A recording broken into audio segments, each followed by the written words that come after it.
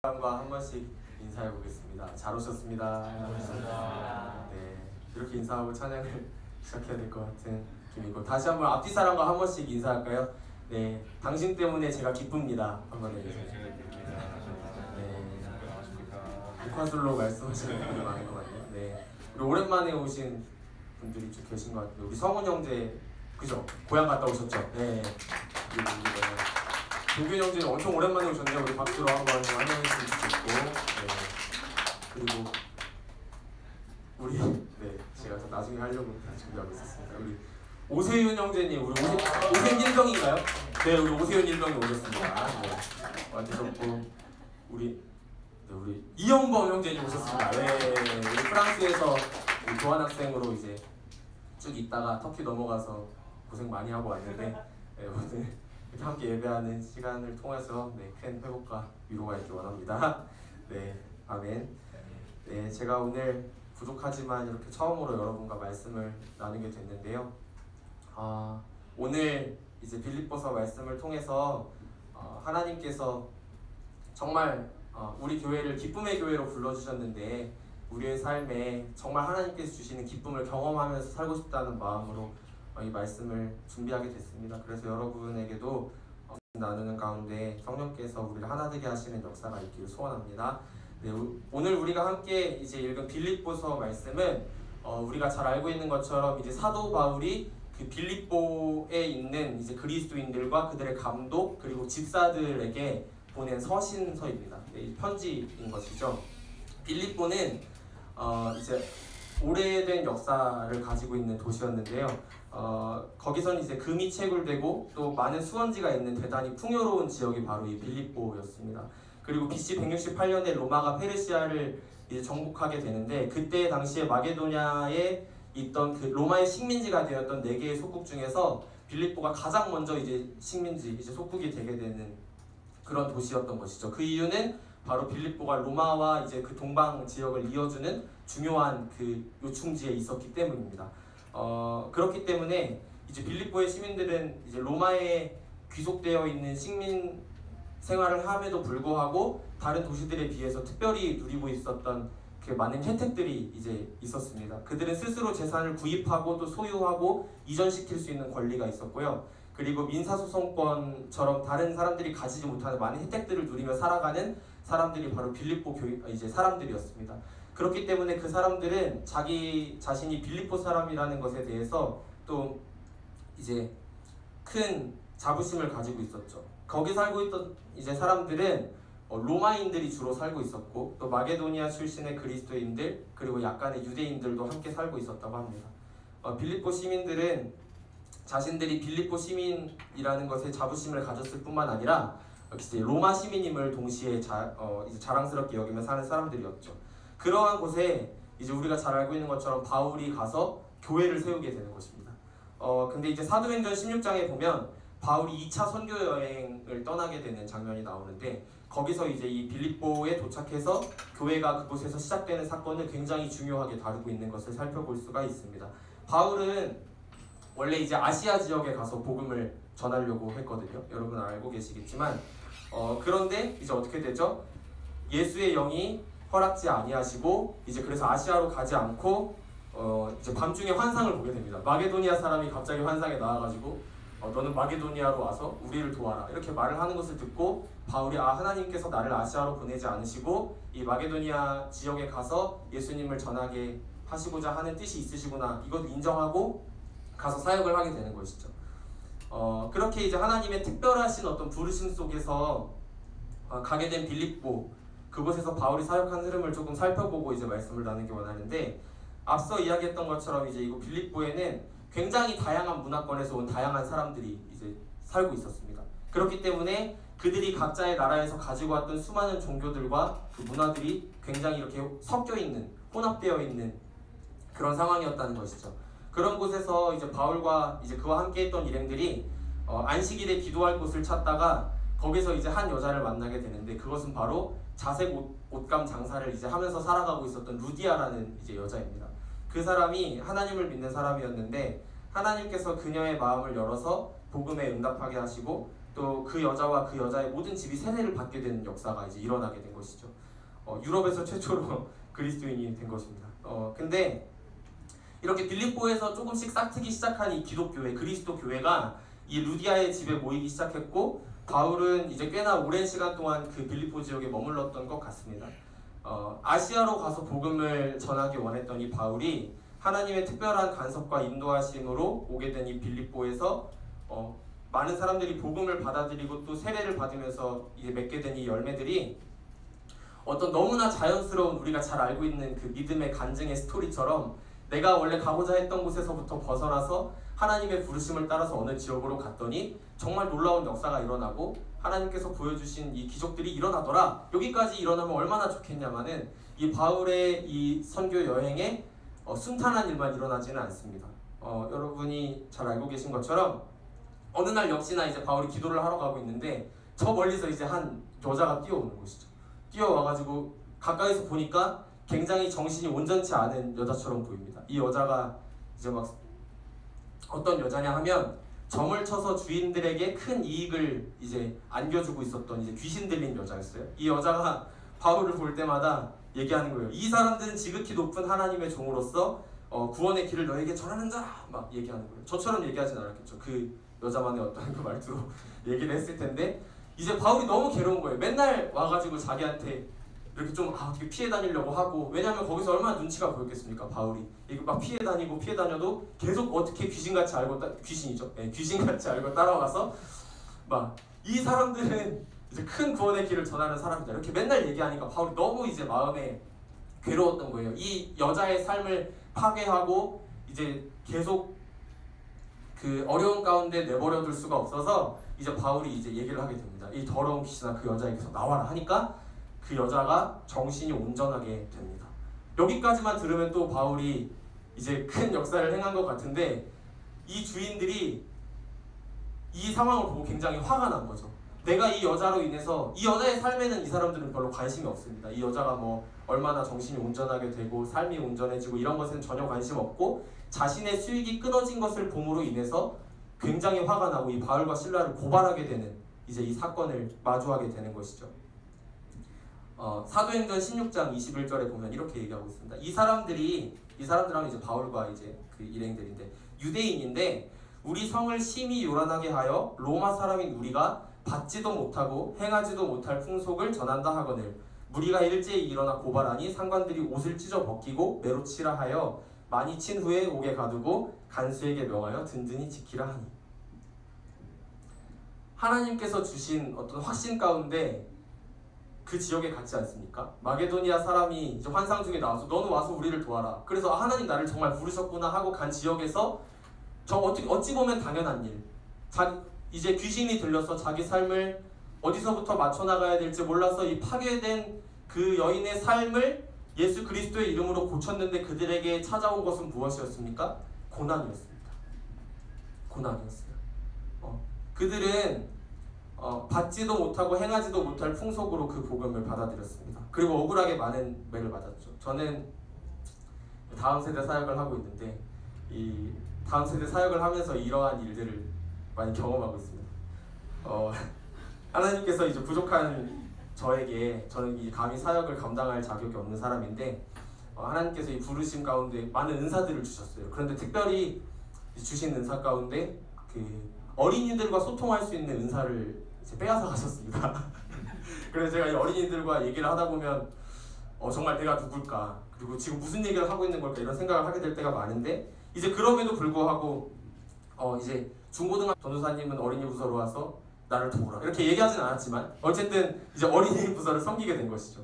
근데 이제 귀한 선생님들을 또 보내주시고 때에 따라 돕는 은혜를 가지고 제가 사역을 하고 있는데 정말 그 어린이들에게 말씀을 전할 때마다 그들은 이제 어떤 말씀을 받아들일 때 초등학생인 우리가 이제 받지도 못하고 행하지도 못할 풍속을 우리에게 이제 전하고 있다, 이런 적대감을 가지고 저를 막 때리고 이제 이렇게 그렇게 하는 것이죠. 근데 물론 이제 우리 친구들이 예수님을 마음 깊이 사랑하는 줄 믿습니다. 근데 이제 그럼에도 불구하고 바울이 하나님의 계획을 신뢰하면서 이제 감옥 속에서 아픈 상처를 부여잡고 찬송과 기도를 드렸던 경험, 그리고 하나님께서 주신 꿈을 가지고 고난을 이겨냈던 이제 시간을 통해서 크신 하나님의 구원을 경험하고 그 놀라운 역사들을 통해서 그 간수, 이제 감옥이 무너지는 일이 일어나거든요. 그래서 거기서 이제 그 간수와 또 그의 가족들, 그리고 수많은 이제 이방인들이 바울의 그 사역을 통해서 예수 그리스도를 만나게 되는 이제 역사가 일어납니다. 그때 이제 거기서 이제 무명한 사람들, 언급되는 이름들이 있는데요. 뭐 에바브로디도, 유오디아, 순두계, 글레멘드와 같은 이제 이방인들이 예수님을 영접하게 된 것이죠.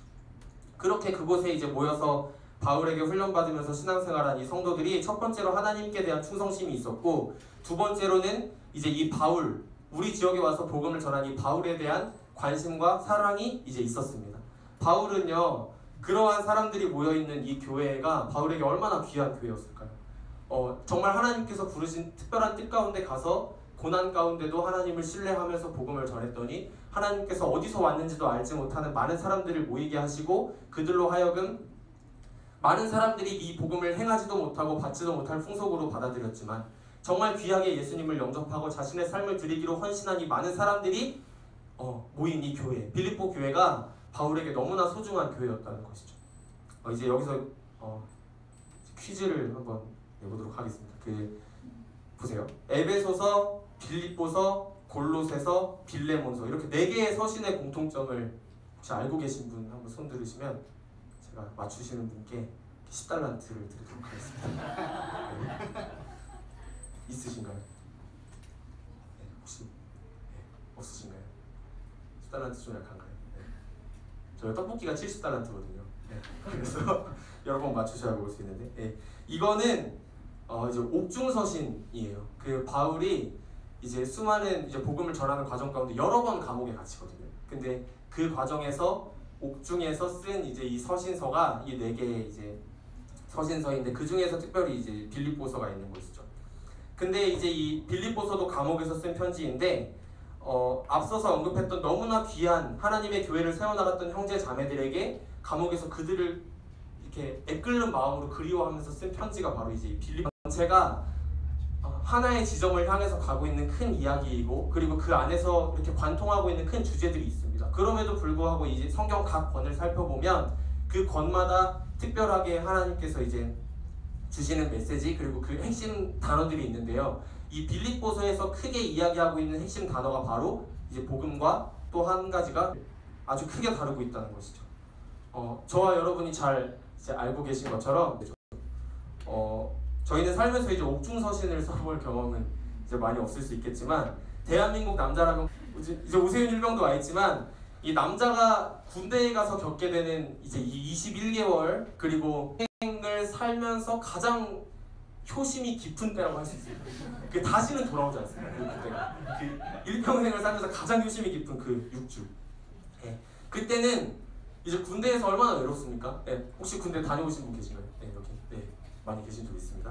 근데 아무도 나를 알아주지 않아요. 내 사회에서 나를 이렇게 주예찬 전도사, 뭐 이렇게 예찬아 이렇게 불렀다면, 군대에 가면 저는 이제 109번 훈련병이었거든요. 그래가지고 제가 그 총을 받았을 때 총 이름을 109라고 지어주고 막 이렇게 좀 이상한 시간을 많이 보냈는데, 어쨌든 그 109번 훈련병 이렇게 저를 부른단 말이에요. 그렇게 번호로 나를 부르는 것. 그리고 너무나 이렇게 몸이 고되고 마음이 지치고 이렇게 외롭고 하다 보니까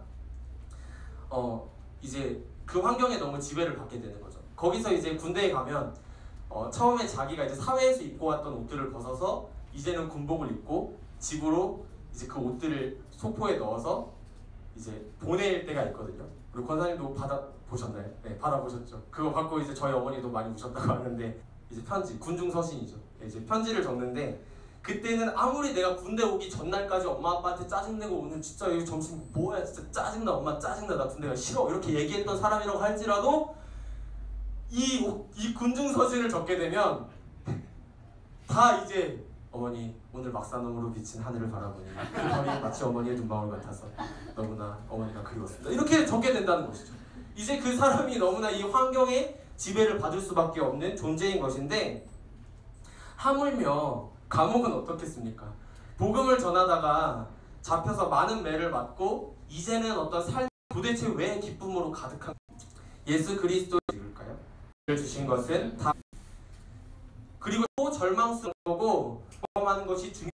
이게 참 제 마음을 울리는데 3절에서 5절 한번 읽어보겠습니다. 시작. 너희 무리를 위하여 기쁨으로 항상 간구함은 너희가 첫날부터 이제까지 복음을 위한 일에 참여하고 있기 때문이라. 아멘. 바울은요, 수많은 어려움 가운데 함께 주님의 몸된 교회를 세워나갔던 형제 자매들에게 이 어려운 환경 속에서도 그들의 마음 가운데 심겨워졌던 복음이 날마다 많이 보이진 않지만 자라가고 그들이 그리스도인답게 살아가는 삶을 보는 것이 바울에게 큰 기쁨이었다는 거예요.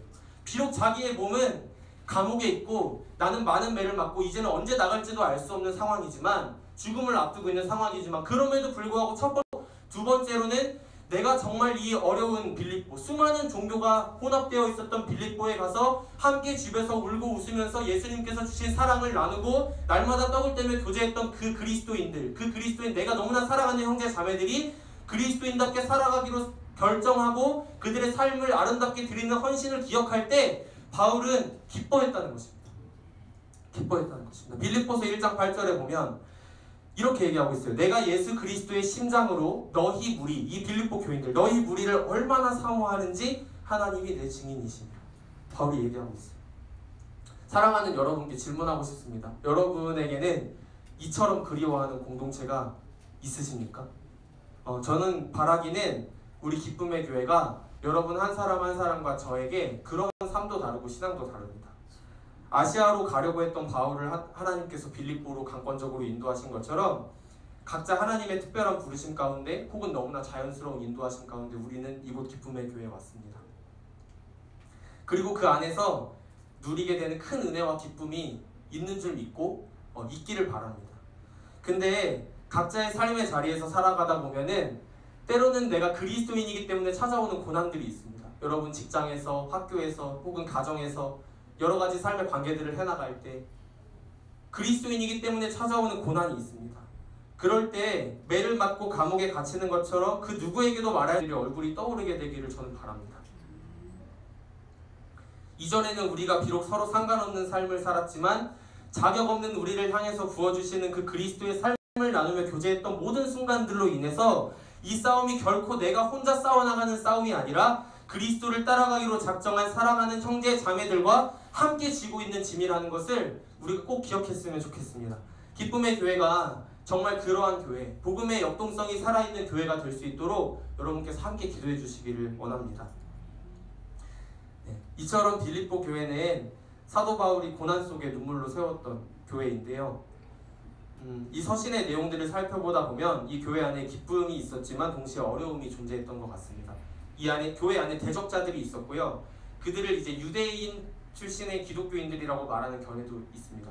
그들은 그리스도를 믿는 것 이외에 어떤 할례나 율법들을 강조하면서 이 빌립보 교인들이 가지고 있었던 믿음에 굉장히 큰 위협을 가했던 것으로 보입니다. 그들에게 두려움을 심어주었고요. 복음에 대한 굳건함을 손상시키려고 하는 상황이 이 빌립보 교회 안에 있었다는 것입니다. 그 안에서 교회가 조금씩 흔들리고 점점 교인들의 당파심과 이기심, 자만심, 독선 등에 의해서 분열되고 있었던 상황이었다는 것.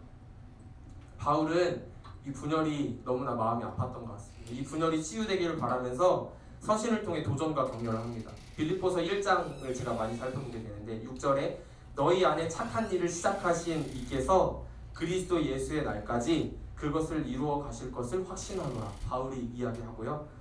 그들을 격려하고 덧붙여서 뭐라고 하냐면 너희가 꼭 복음에 어울리는, 복음에 합당한 삶을 살았으면 좋겠다 라고 부탁하고 있어요.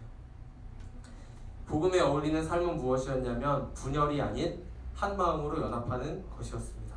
서로의 관심사에 주의를 기울이며 겸손하게, 그리고 나보다 남을 낮게 여겨라. 그리고 그 근거로 이제 2장에 보면 여러분께서 알고 계신 그리스도의 이제 겸손, 아까 종근 형제가 제가 12절부터 말씀 본문을 정했는데 9절부터 11절을 이렇게 읽어주셔가지고 의도하신 건가요? 우연인가요? 아멘. 네. 어쨌든 이제 2장 처음에 보면 그리스도의 겸손이라는 소제목을 가지고 예수 그리스도께서 근본 하나님의 본체이시지만 하나님과 동등됨을 취할 것으로 여기지 아니하시고 사람의 모양으로 자기를 낮추셔서 죽기까지 복종하셨던 그리스도의 겸손에 대해서 바울이 이야기하고 있거든요. 그래서 그 예수님께서 너희를 위하여 이 땅에 오셔서 모든 것을 버리고 낮아지신 것처럼 너희도 형제 자매들과 분열에 집중하고 어떤 너희 자신을 높이기 위해서 힘쓸 것이 아니라 사랑하는 빌립보 교회 성도들아 너희는 그리스도께서 복종하신 것처럼 너희도 겸손한 모습으로 남을 나보다 낮게. 그리고 이제 이어서 등장하는 내용이 오늘 우리가 함께 읽은 본문의 내용입니다. 이제 12절에 저희가 처음으로 읽었는데 그러므로라는 말이 이제 접속사인데 이어지는 거죠. 앞에 예수 그리스도의 겸손에 대한 찬양의 내용과 오늘의 본문을 이제 연결시켜주는 것입니다.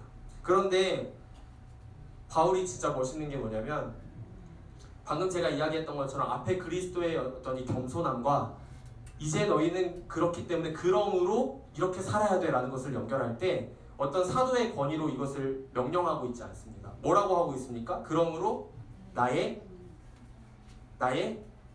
사랑하는 자들아 이야기하고 있습니다.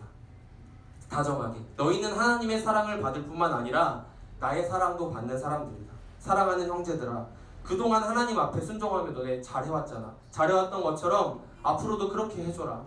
살아온 삶을 저버리지 마.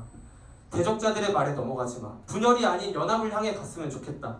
그리스도께서 자신을 낮추신 것처럼 너희도 좀 그렇게 살아주면 안 될까? 라고 이 사랑의 호소를 하고 있는 것이죠. 이제 이 표준 세번역으로 이것을 살펴보면 조금 더 와닿을 수 있는데요. 이제 제가 부탁드렸는데 빌립보서 2장 12절부터 13절까지 말씀을 함께 보겠습니다. 시작. 그러므로 사랑하는 여러분이 언제나 순종한 것처럼 내가 함께 있을 때뿐만 아니라 지금과 지금에 없을 때에도 더욱더 순종하여서 두렵고 떨리는 마음으로 자기의 구원을 이루어 나가십시오. 하나님은 여러분 안에서 활동하셔서 여러분으로 하여금 하나님을 기쁘게 해드릴 것을 영원하게 하시고 실천하게 하시는 분입니다. 아멘. 이 두렵고 떨림으로 너희 구원을 이루라라는 말을 저희가 오해해서 개인 영혼의 어떤 영원한 구원에 대해서 이야기하고 있는 것이 아닙니다. 구원을 내 것으로 삼기 위해서 두렵고 떨림으로 하나님의 뜻을 적극적으로 추구하면서 너희 구원을 이루어 나가라는 말씀이 아니라는 말입니다. 이것은 바로 우리가 스스로를 구원할 수 있다는 의미가 아니라 이미 예수 그리스도를 통해서 우리에게 구원이 주어졌고 허락해 주셨는데 그 구원에 한다는 것을 말해주고 있습니다.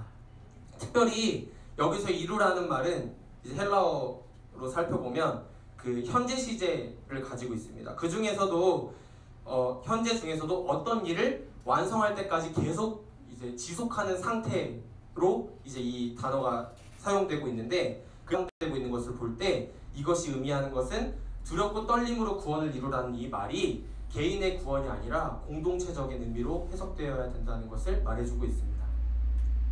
현재 영적으로 병들어 있는 교회, 다툼과 허영으로 물들어 있는 교회에 영적인 건강과 온전한 회복이 이루어지기 위해서는 개개인의 노력뿐만 아니라 교회 공동체가 함께 그것을 놓고 기도하며 끊임없이 노력해서 그 구원을 공동체 안에, 교회 안에 두렵고 떨리는 마음을 가지고 계속해서 이루어 나가야 된다는 바울의 권면인 것입니다. 하나님께서 우리에게 이미 구원을 주셨지만 단순히 구원을 얻은 것에서 만족하고 누리고 영위하는 삶에서 그치는 것이 아니라 내게 허락해 주신 이 공동체 안에 존재하고 있는 이기심, 그저 남의 문제로 여기고 살아가는 것이 아니라 그것들이 사라질 때까지 계속해서 공동체가 손을 잡고 두렵고 떨림으로 하나님의 구원을 바라보아야 한다는 것입니다. 두렵고 떨림으로 너희 구원을 이루라라는 말이 현재 한국교회 안에 너무나 필요한 말이 아닐 수 없습니다. 언제부터인가 우리 교회는, 한국교회는 하나님의 은혜를 값싼 것으로 만드는 신앙의 모습에 물들어가기 시작했습니다. 인간의 연약함을 핑계 삼아서 거룩한 삶을 위해서 애쓰지 않고 지으며 살아가는 죄에 대해 무감각해지고 고난은 그저 예수님께서 받으시는 것, 그리고 나 자신의 유익, 편안한 삶, 그리고 적당한 종교 생활의 수준에 익숙해져 버린 모습이 난무합니다. 또한 구원을 지극히 개인적인 것으로 해석해서 어떤 나 자신과 하나님과의 관계에만 집중하는 경향이 너무나 많다는 것입니다. 나의 아픔, 나의 미래, 나의 생각, 나와 함께 하시는 하나님에 대해서는 많은 사람이 관심이 있지만 주님께서 공동체에게 함께 이뤄달라고 부탁하시고 세상을 떠나면서까지 당부하셨던 그 공동체에 이루어져야 할, 교회 위에 이루어져야 할 그 구원에 대해서 정말 관심을 가지고 눈물 쏟으며 교회를 위해서 기도하는 사람들은 많이 없다는 것입니다. 서로 다른 사람들이 모인 공동체입니다. 불완전합니다. 죄인인 사람들이 모인 공동체입니다. 불완전합니다. 무엇이 필요합니까? 이기심과 불화와 다툼과 허영을 이겨내고 사랑과 용서와 희망을 이야기하는 공동체로 변화되는 거룩하고 아름다운 비전은 온데간데 없이 자신의 유익만 쫓아가는 것이 오늘날의 교회의 모습은 아닐까요? 또 이것이 저와 여러분의 모습은 아닐까요? 우리 안에 그런 거룩한 성찰과 반성, 그리고 그 그리스도를 닮아가는 순종이 회복되기를 소망합니다. 그런데 우리 안에 참 위로가 되는 것은 가장 중요한 것인데 이어서 말씀하고 있습니다. 우리 안에 행하시는 분께서 하나님이시라는 사실이 가장 중요합니다. 하나님은 자신의 계획대로 우리를 억지로 이끌고 가지 않으십니다. 13절 말씀에 보면 하나님의 기쁘신 뜻을 위하여 우리에게 무엇을 두고 행하시대요. 그리고 우리를 이미 아시고 하나님의 주권대로 우리 안에 소원을 두시고 정말 하나님께서 기뻐하시는 모습대로 살고 싶다. 그러한 우리의 공동체가 됐으면 좋겠다 하는 소원들을 우리 안에 하나님의 주권대로 부어주신다는 것입니다. 그리고 그렇게 살게 하신다는 것이 오늘 우리 모임의 이유와 소망이 되는 줄 믿습니다. 특별히 이제 이 어그러지고 거스르는 세대 가운데 흠없고 순전한 삶의 모습을 통하여서 주님의 빛을 밝게 비추라는 명령을 주님께서 수행하게 하실 것을 저는 믿습니다. 이 흠없는 이란 표현은요, 구약에서 그 동물의 희생 제사를 드리잖아요. 그때 이제 많이 사용되는 표현이에요. 흠이 없는 것을 하나님께 드려야 되거든요. 근데 이것은 이제 도덕적이고 영적인 의미에서 주님 자신에게 사용하기도 하셨고 또 그리스도인의 표준이 되는 말이기도 합니다. 우리가 살고 있는 이 세상이 얼마나 악하고 하나님을 대적하는 세상인지 제가 여기서 다 얘기하지 않아도 여러분이 살아가시는 삶의 현장에서 또 여러 매체를 통해서 충분히 알고 계실 거라 생각합니다. 이 구부러지고 삐뚤어진 사회, 어그러지고 하나님의 진리를 거스르는 세대, 이 세상 안에서 우리는 하나님의 꿈을 가지고 살아가는 사람이 되어야 하는 것입니다. 하나님의 마음을 아는 사람이 너무나 없는 이 시대 가운데 남들은 관심 없지만 하나님의 눈물, 하나님의 탄식이 있는 곳에 관심을 두고 살아가는 사람, 부족하고 조금 실력 없어도 하나님의 흠없고 순전한 자녀로 살아가기 위해서 날마다 발버둥치는 것을 멈추지 않는 사람, 그 모습을 통해서 하나님의 마음을 시원케 해드리는, 하나님을 미소짓게 해드리는 우리 모두가 됐으면 좋겠습니다. 그리고 서로가 그런 사람이 되기를 위하여서 정말 기도하고 권면하셨으면 좋겠어요. 옆 사람 얼굴 한번 보세요. 그런 사람인지. 죄송합니다. 그리고 그러한 삶의 모습을 향하여서 함께 손잡고 나아가는 공동체가 저와 여러분이 꿈꿔야 하는 참된 교회의 모습인 줄 믿습니다. 이제 거의 끝났는데요. 짧죠? 네. 바울은 그러한 빌립보 교회의 모습을 보기 원하는 간절한 소망을 결코 놓지 않았습니다. 내가 그것을 보게 된다면 진짜 내가 살아온 이 삶이 아무리 고됐다 할지라도 이 나의 다름질과 이 걸음이 수고가 헛되지 않을 것 같다, 얘들아. 그리고 내가 그리스도의 날에 언젠가 주님께서 모든 것을 온전케 하실 때에 내가 이것을 꼭 자랑하고 싶다. 하나님 여기 믿음을 지킨 빌립보 성도들을 보십시오. 내가 자랑하고 싶다 라고 바울은 얘기하고 있는 것입니다. 그리고 빌립보서 2장 17절에 바울이 고백하고 있습니다. 함께 읽어볼까요? 자, 시작. 만일 너희 믿음의 재물과 섬김 위에 내가 나를 전제로 드릴지라도 나는 기뻐하고 너희 무리와 함께 기뻐하리니 이와 같이 너희도 기뻐하고 나와 함께 기뻐하라. 이 전제는 제사의 종류 중 하나인데요. 특별히 이제 그 재물 위에나 제단 밑에 이제 술을 부어서 이제 온전하게 제사를 온전하게 하는 제사가 전제거든요. 근데 예수님께서 온 인류를 위해서 자신의 몸을 제물로 드리셨던 것처럼 이제 감옥 속에 갇혀서 죽음을 눈앞에 두고 있는 바울도 빌립보 교인들의 믿음과 제물과 그 섬김 위에 자기 자신의 피를 뿌려서 희생하고 고통을 감당함으로 하나님께 올려드리는 것이 내게 기쁨이 된다는 참으로 놀라운 고백인 것입니다. 그리고 빌립보 교인들에게 그렇기 때문에 너희도 함께 기뻐했으면 좋겠다라고 이야기하고 있는 것이죠. 네, 저희 이제 이 이야기만 하고 말씀을 마칠 건데요. 개인적인 얘기를 해서 죄송하지만 저는 사실 1월부터 달부터 이제 여기 기쁨의 교회 개척할 때 청년으로 함께해서 5월 달부터 이제 전도사 사역 시작했거든요. 근데 그때 뭐 이제 여기 소연 자매 20살이었나요? 예, 20살이셨고 성익 형제도 있었고 막 많은 분들이 저와 같이 이제 이 교회를 함께 세워나갔는데, 저 자신의 부족한 건 투성이었지만 진짜 하나님께서 저를 불러주셨고 또 나를 통해서 행하실 일이 있으실 거라는 확신 속에서 사역을 시작했습니다. 근데 그 과정이 쉬웠을까요? 어려웠을까요? 예, 굉장히 어려웠죠. 제가 주일이 오는 게 너무 두려워서요. 여러분 월요일이 오는 게 두려우시죠?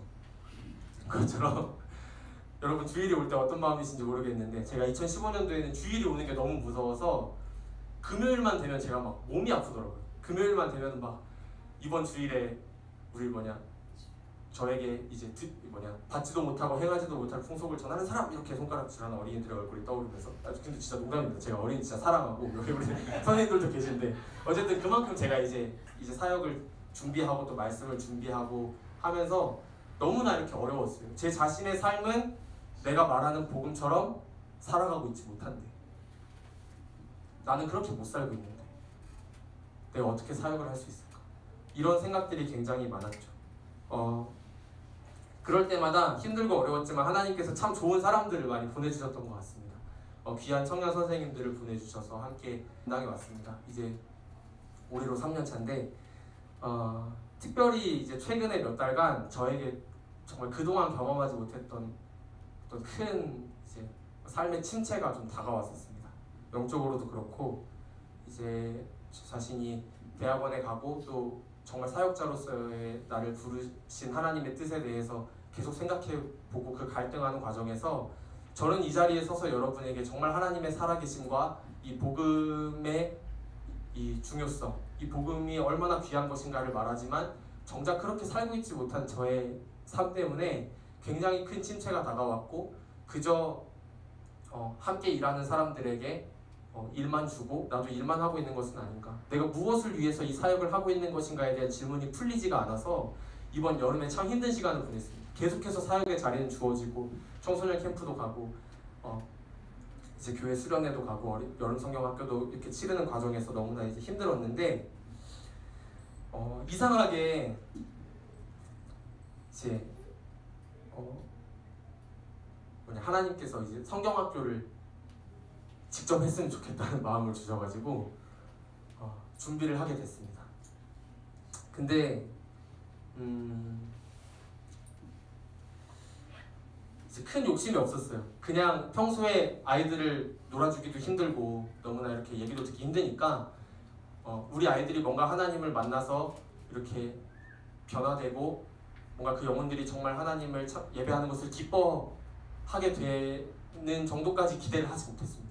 성경학교 참여하신 선생님도 죄송합니다. 지금 처음 고백하는데, 예, 어쨌든 이제 정말 놀아주고 용납해주고 사랑해주는 정도면 되겠다, 이런 마음을 가지고 성경학교를 준비하는데, 이 제 안에 계속 알 수 없는 이제 갈망을 하나님께서 주시는 거예요. 나는 했으면 좋겠다. 그리고 그들이 비록 어리지만 한 인격체로서 하나님을 알 수 있는 사람으로서 정말 예수님께 기쁨이 되어드리는 삶을 살겠다고 고백하는 것을 내가 좀 봤으면 좋겠다, 이런 소원을 하나님께서 주셨습니다.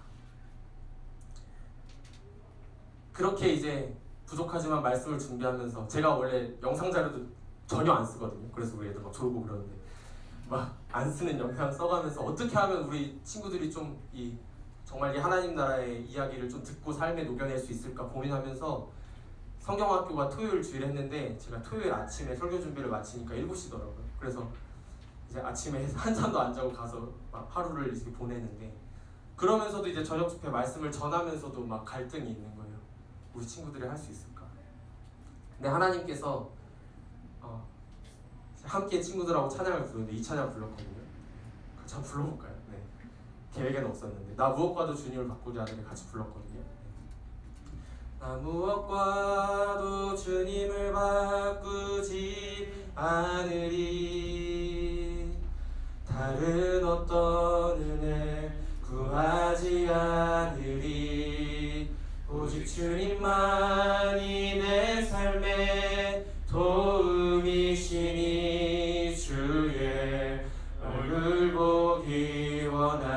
원합니다. 주님 사랑해요. 주님 사랑해요.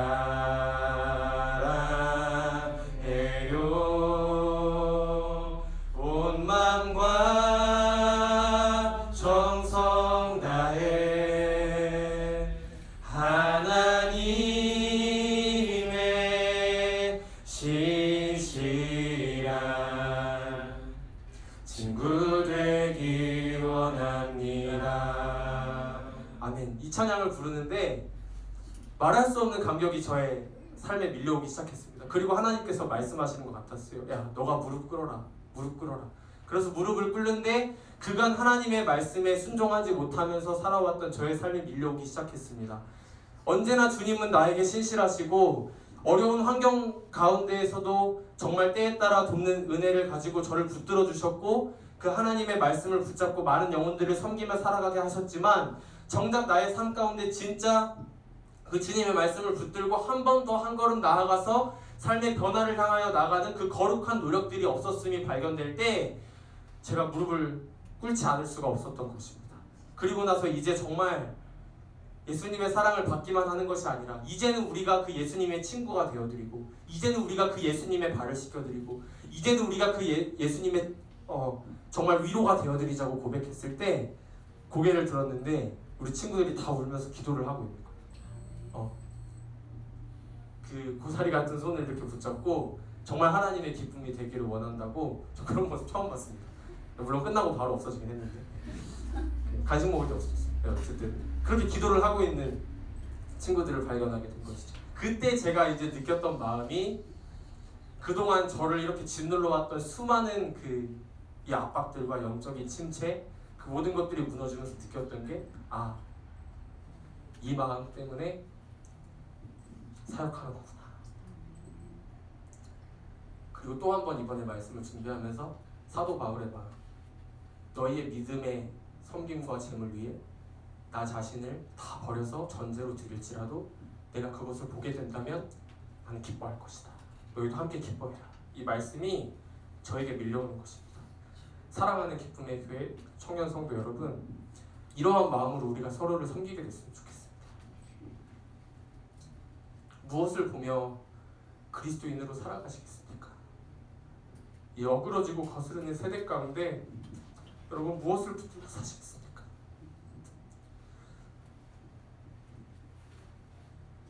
하나님께서 우리를 교회로 부르셨고 우리에게 소원을 두고 행하실 때 우리가 흠없는 자녀로서 그 말씀을 붙들고 세상을 향해서 그 빛을 비추며 하나님의 흠없는 자녀로 살아가는 그 비전이 우리가 서로를 바라볼 때 옆 사람의 그런 모습으로 인해서 우리가 기뻐하고 나 자신만 잘 먹고 잘 사는 그리스도인이 아니라 정말 함께 교회로 불러주신 이 형제 자매가 세상 속에서 힘들지만 정말 이 감옥에 갇혀서 이제는 살 소망까지 끊어지고 하나님의 부르심 따라서 여기까지 왔는데 나 지금 뭐하고 있나 이런 질문들만 가득할지라도 결국에는 우리를 승리케 하시는 그 예수 그리스도께서 우리의 삶에 끝까지 함께 하신다는 그 믿음을 가지고 한번 순종으로 변화된 삶을 향해서 나아가는 그 형제 자매들의 모습을 볼 때에 여러분의 삶에 참된 기쁨, 그렇다면 나 그거 볼 수 있으면 나 죽어도 좋다. 나는 여기서 썩어져도 괜찮다. 내 젊은 날, 내 20대, 나의 물질, 나의 시간, 나의 섬김, 나의 희생, 나의 봉사 수많은 것들은 나 그거 보면 좋겠다. 이런 마음이 우리 공동체 안에 회복되기를 원하고 하나님께서 주시는 이 거룩한 놀라운 감격들이 우리 기쁨의 교회 안에 날로 새로워졌으면 좋겠습니다. 그리고 여러분 날마다 기쁘셨으면 좋겠어요. 우리는 기쁨의 교회입니다. 여러분 하나님을 기뻐하고 하나님을 기쁘시게 해드리고 세상에 기쁨을 주는 교회가 우리 교회의 비전이고 하나님께서 우리를 꿈꾸게 하시는 소원인데 우리가 날마다 그 소원을 가지고 서로를 사랑으로 격려하며 돌아보는 모든 교회 사랑하는 우리 기쁨의 교회 성도님들 되시기를 간절히 원합니다. 아멘. 우리 같이 좀 찬양하고 짧게 기도하고 됐으면 좋겠습니다.